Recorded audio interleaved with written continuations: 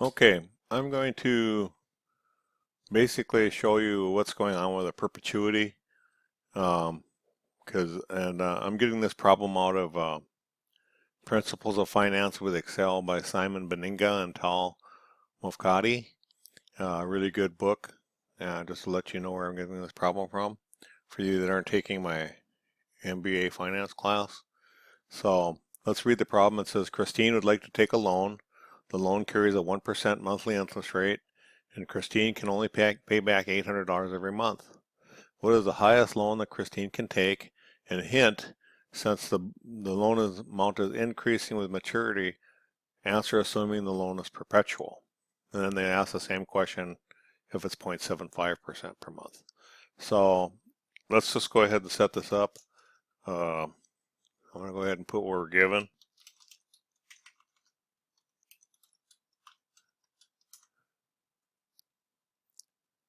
Let me zoom in a little bit. So we're given, I'm just going to go ahead and put in the things we're given in our financial calculator. When you're doing a financial calculator, it'd be N, R, present value, payment, and future value. So since this is a perpetuity, I'm just going to say it's like a 30-year loan. So we'll say 360 months. Even though he's saying it's a perpetuity, we should get the idea after 360 months. R is 1%. The present value, we don't know. We want to know how much we could take, but we know we can only afford to pay $800, right? And the future value, we'll just say that we want that to be the present value. We don't want it to go up any higher than what we originally owe on the loan. And that's how a perpetuity is. And we want to find what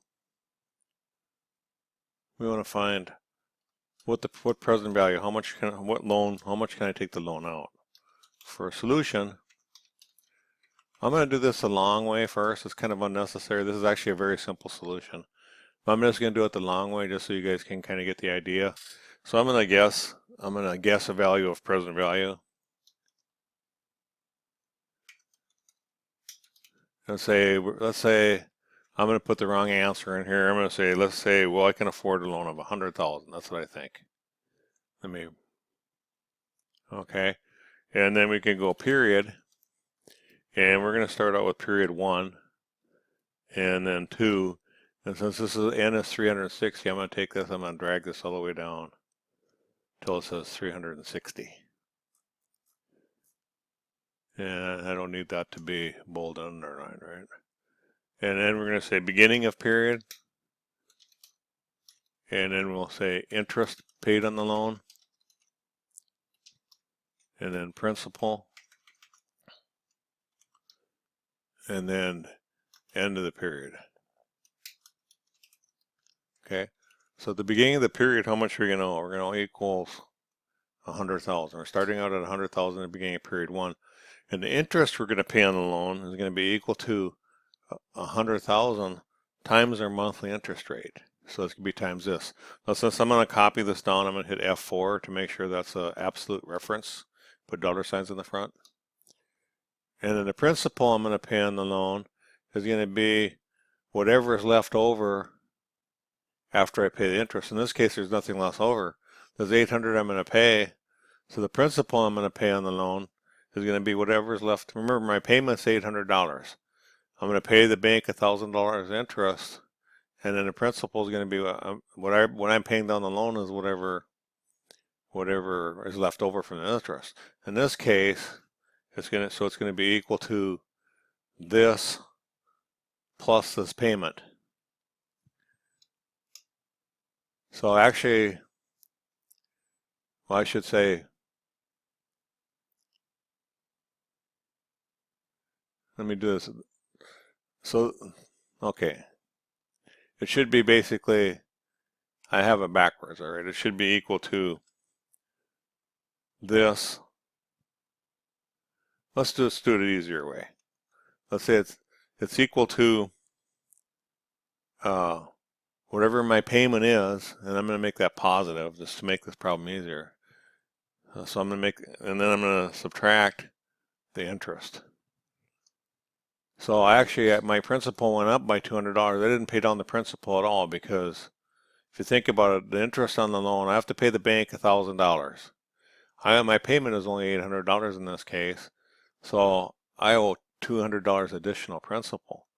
So the end of the period, I'm going to owe the bank is going to be equal to this minus whatever I paid the principal down.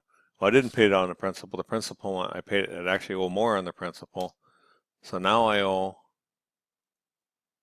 $100,200 because I only paid $800, right? It says in the problem I can only afford $800.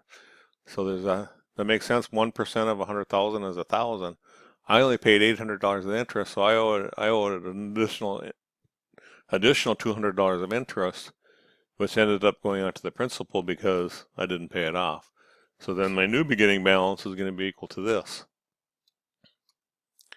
Another thing I want to do is, well, I'm going to be using this, I'm going to copy this down, right? So I'm going to click in here on C12, on B5, and I'm going to hit F4 to make sure that stays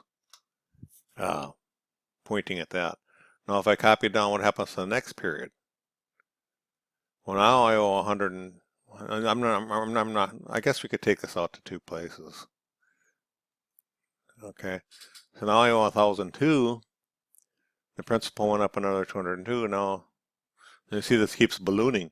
So if I copy this down for a 30-year loan, if I just go here and double click it, and go down for a 30-year loan, I'm going to have to take this out. Now at the end of 30 years, I owe almost $800,000. So that's not a perpetuity, is it? Because it's going up. So the thing is, I want this. I always want to owe $100,000. That's why I said the future value down here. I want to owe $100,000. So how would I do that? Well, I'm going to say I want this. I want to know what this minus this is. And what do I want it to be? I want this to be 0. If the future value is, if the present value equals the future value, this has to be 0, right? Because $100,000, and if this is the same, it'd be $100,000 here, and that'd be 0. So I want to make Excel guess for me. You know, I could guess myself. I could say, well, what if I put $110,000 or $105,000? Okay, that's not working. That's the wrong direction. What if I could put $70,000? Okay, so that's not working either, right? So now I'm actually saving money. I'm not owing money. I'm actually saving money, and I'm actually paid the loan off. That's not what I want to do. I can actually take out more. So basically, I want that to be 0. So I'm going to go here. I'm going to go into Data, What If Analysis, Goal Seek. I want to set this cell to a value of 0 by changing how much my loan is. And let it think. And it came up with $80,000. So basically, if I take out a loan of $80,000, all I'm going to do is be paying the interest. It's basically like an interest-only loan, right? I'm going to be paying my interest. I'm always going to end up with $80,000. Okay.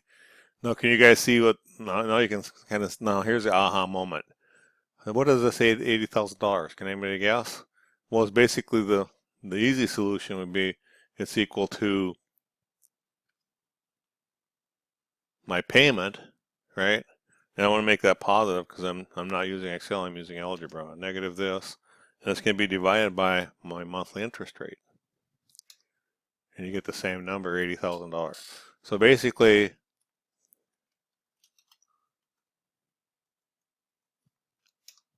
you just use a formula for future perpetuity. So this problem is kind of just making you think a little bit. It's actually pretty simple. Like I say, I wouldn't even have to do all this. I would have just had to do this right here, and it would have been the answer. And you do the same thing for part B. So hopefully that helps. I'm going to go ahead and have my picture come up here. If you haven't subscribed to my video, click the picture. If you like the video, give me a like. Give me any comments if it helped you at all. Thank you. Bye.